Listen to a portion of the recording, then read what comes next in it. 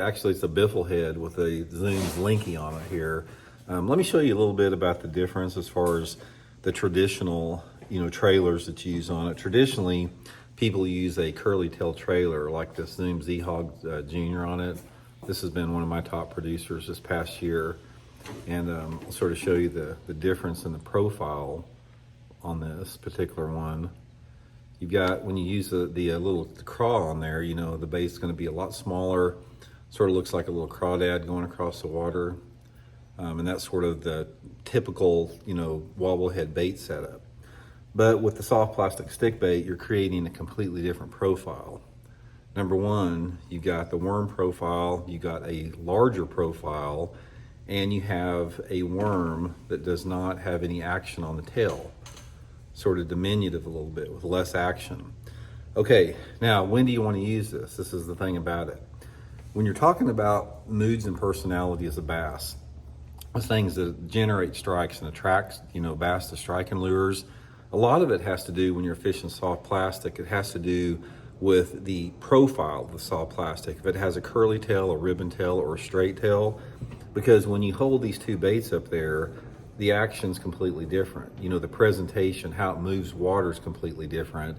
And based upon a lot of different factors, the mood and the personality of the bass, the water visibility, the water temperature, daylight hours, all that type of stuff, sometimes the bass prefer something with not much action on it, and sometimes they prefer stuff with action on it.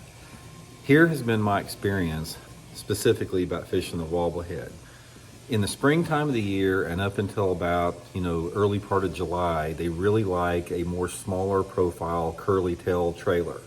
But after it gets warm, after the water maxes out, the water temperature maxes out in the 80s in most parts of the country, there's a change in the preference of the bass. And I have found in August and early September specifically, they like more of a straight-tailed bait on this wobblehead.